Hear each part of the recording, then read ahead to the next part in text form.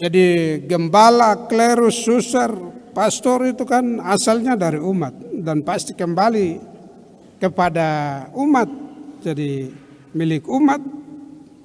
Karena itu umat juga jaga gembala-gembalanya, jaga suster-susternya.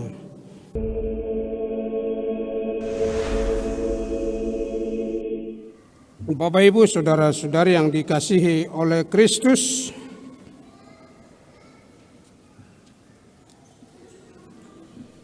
dalam bacaan pertama, kedua, dan ketiga,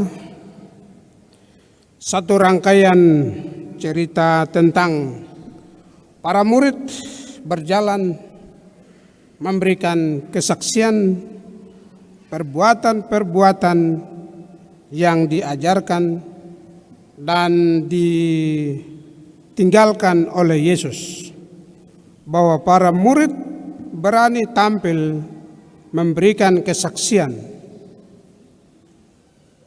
mengusir setan, menyembuhkan orang sakit. Para murid menerima suatu utusan Roh Kudus.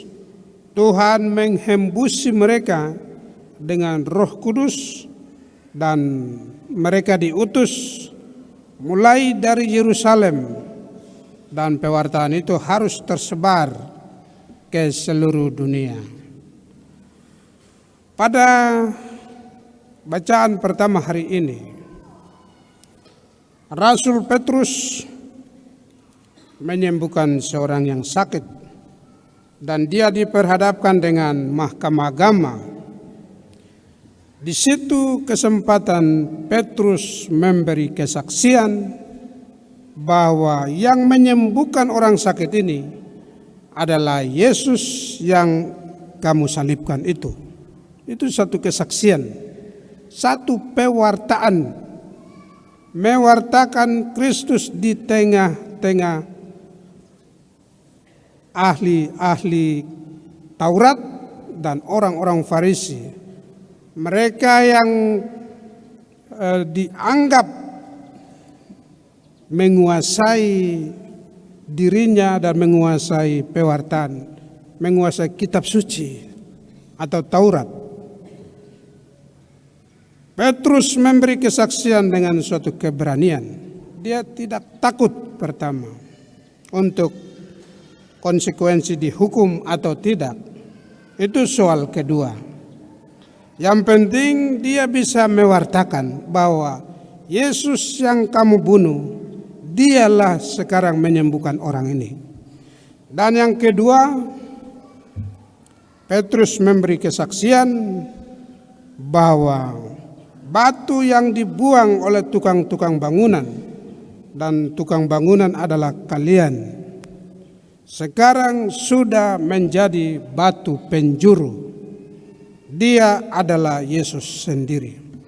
Bapak Ibu, saudara-saudari yang dikasihi oleh Kristus, beranikah kita tampil untuk memberi kesaksian, terutama selama masa Paskah ini? Apakah kita berani tampil memberi kesaksian tentang kebangkitan Kristus dan seluruh karya-karya yang ditinggalkan atau dipercayakan kepada kita?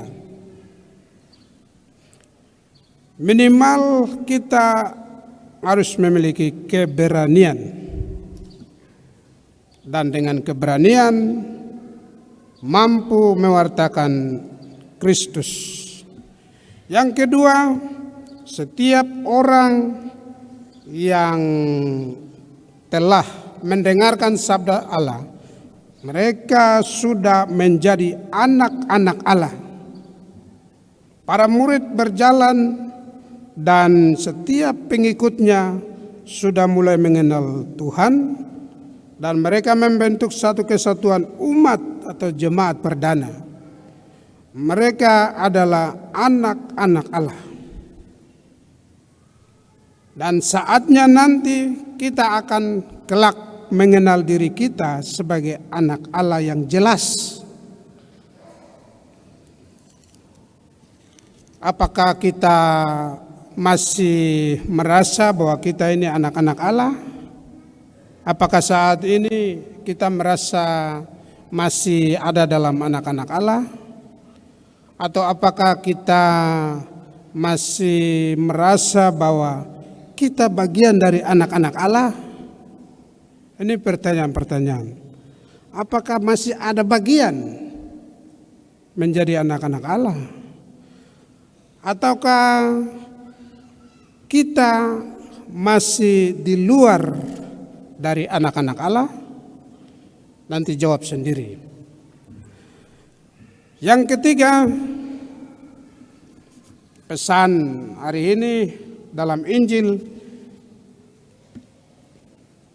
Yesus adalah gembala yang baik. Tidak terlepas dari bacaan hari Minggu kemarin bahwa Yesus adalah roti hidup, dan setiap orang yang makan roti ini dia akan memperoleh kehidupan, keselamatan. Berarti yang tidak makan dan minum dari roti itu, dia tidak memperoleh keselamatan. Itu logisnya begitu. Pada hari ini Yesus adalah gembala yang baik karena dia sudah memberikan nyawanya. Gembala yang baik, dia telah menjadi pelindung bagi domba-dombanya. Pelindung bagi domba-dombanya, mempertahankan domba yang sudah ada dalam kawasan, ada dalam kawanan, mempertahankan dan tidak membiarkan satupun hilang. Domba-domba itu dipertahankan dengan memberikan jaminan. Pertama, supaya domba-domba itu hidup, dia telah memberikan makanan kehidupan, roti kehidupan, supaya domba-domba itu tetap memperoleh kehidupan, keselamatan. Yang kedua, Tuhan menjadi pelindung, artinya dia menyerahkan nyawanya dan dia akan mempertahankan domba-domba ini dari genggaman serigala. Serigala itu banyak. Mau menjadi serigala juga mudah. Ya. Mau membentuk serigala itu mudah. Itu tinggal mengacaukan orang, tinggal menerkam orang, itu kan mudah. Mengacaukan orang, menerkam orang, mencari mangsa, membubarkan. Ya, lihat orang yang baik itu dia merasa gelisah, itu serigala itu. Tanda-tanda serigala, lihat orang lain sudah hidup baik dan kok gelisah, berarti kok serigala itu. Atau dia akan sifatnya menerkam saja apa yang. Jadi kalau umat atau rumah tangga berkacau, dia sudah berantakan, berarti di situ siapa yang menjadi serigala? Kamu tanya saya di dalam situ. Jangan sampai bapak menjadi serigala bagi ibu dan anak-anak, atau ibu menjadi serigala untuk anak-anak dan bapaknya. Di dalam situ kamu baku cari, karena serigala tidak datang dari jauh, biasanya tumbuh dan berkembang dari dalam. Itu yang lebih berbahaya. Dan kalau kita tidak menjadi gembala, minimal memiliki sikap untuk melindungi. Dan yang kedua, gembala memiliki sikap atau kemampuan untuk mengenal atau memastikan domba-dombanya. Memiliki kecakapan atau dia punya keunggulan untuk memastikan mengenal domba-dombanya. Pertama, domba-domba dikenal dari fisiknya. Fisik, lihat dia harus sehat. Ada domba yang kurus, ada domba yang sehat. Ada yang gemuk tapi masih sakit misalnya. Gemuk atau kurus itu jangan pikir dia tidak ada kolesterol atau tidak punya lemak. Jadi itu harus dipastikan di rumah sakit. Ya. Atau secara fisik dia harus sehat. Karena ketika fisik kita sehat, maka jiwa kita tenteram di dalamnya. Dan setidaknya jiwa juga harus sehat. Ketika jiwa itu sehat, maka dia mampu melindungi fisiknya. Jadi dua ini ada keterikatan. Jangan memperhatikan fisik, kemudian melupakan jiwanya, tidak. Tapi antara fisik dan jiwanya, roh dan badannya harus diperhatikan. Gembala yang memastikan kesehatan fisik dan rohani umatnya atau domba-dombanya. Yang kedua, gembala yang harus memastikan jumlah apakah sedang berkembang atau sedang dia bertumbuh atau dia jumlah umat ini sedang menurun karena pertama pindah paroki. Kedua karena pindah alam, dia pergi ke rumah kekal. Ketiga karena dia berkurang karena dia belum melahirkan. Ya toh? Jadi kalau dia tidak melahirkan berarti umatnya masih tidak berkembang, tapi masih kurang. Dan jumlah umat yang bertambah karena pertama dia datang dari domba-domba yang lain. Domba-domba yang lain itu kalau masuk dia termasuk adalah harus diperhatikan. Atau yang kedua dia berkembang karena ada banyak kelahiran anak-anak remaja ini kalau dia sudah menikah umur 50-an, ya itu mungkin tidak ada anak ya, umur 5. Atau dia tunggu sampai sudah tidak ada gairah pada dia kawan, ya sudah itu mungkin 1-2 atau kita sudah dibatasi dengan hanya 1 seumur hidup, ya toh. Kemudian kau menikah di umur yang sudah mau pensiun, ini sudah pengurangan. Tetapi juga kita tidak meragukan kualitasnya, ya. Walaupun sedikit, walaupun 1-2, tetapi kualitas dan keberanian untuk mewartakan itu lancar, maka dia akan mempertahankan domba-dombanya dengan baik. Bapak Ibu saudara-saudara yang dikasihi oleh Kristus, menjadi gembala dia harus menjadi pelindung baik di gereja maupun pelindung di keluarga masing-masing. Pada momen panggilan ini, minggu panggilan ini, keuskupan kita dengan cara mempertahankan umatnya, melindungi umatnya, dan memberikan menciptakan panggilan-panggilan itu dengan cara membuka pendidikan YPPK.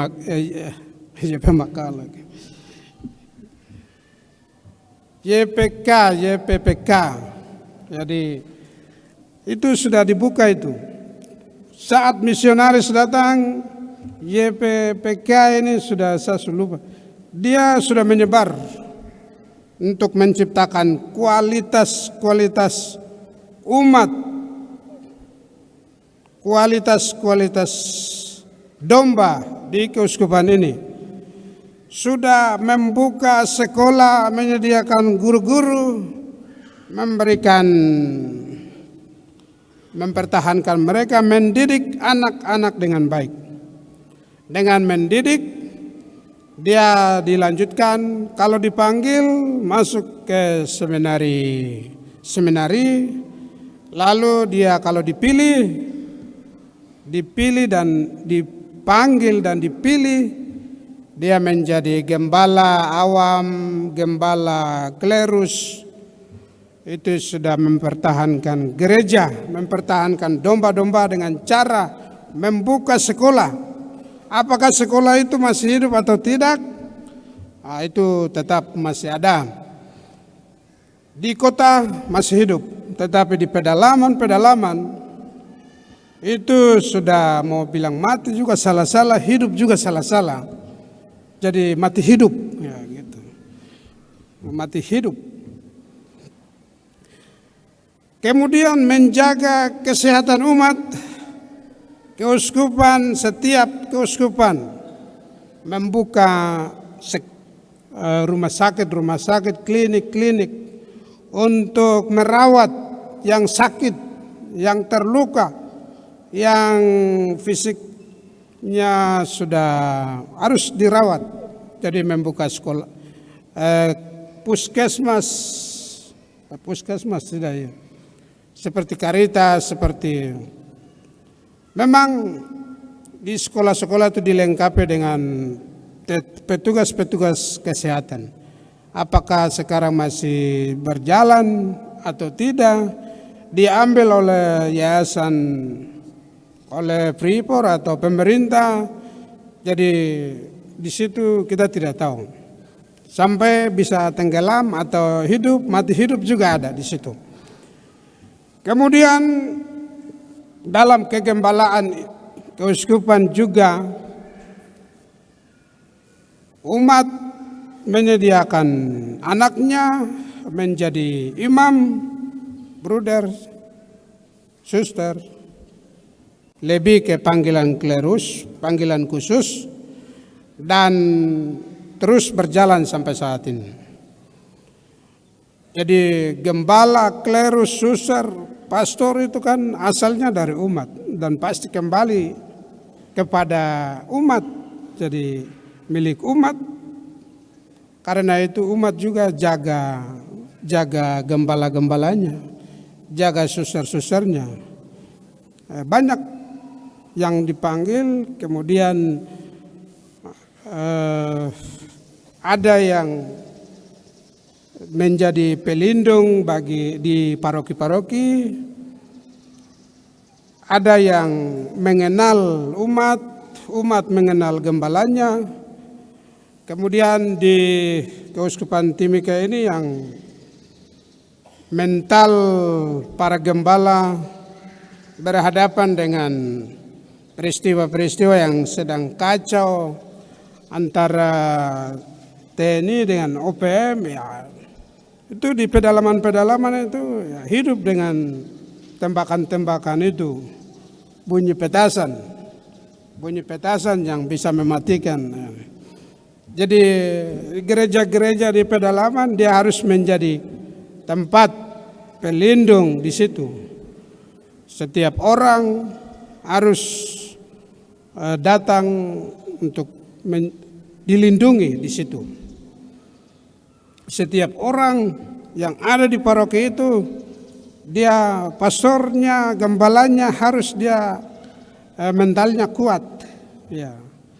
Dia ko OPMK, ko TNI Polri, ko siapapun, dia harus datang berlindung di paroki situ. Kalau gembala lari, ya sudah semuanya lari. Nah, karena itu dia harus memiliki mental yang kuat. Karena di keuskupan kita berhadapan dengan peristiwa-peristiwa konflik ini terlalu banyak. Baik di kota, di pedalaman, di pesisir, tantangannya banyak. Karena itu kita berdoa di Minggu Panggilan ini, kita berdoa bagi keselamatan mereka, keberanian untuk menjadi saksi-saksi Kristus.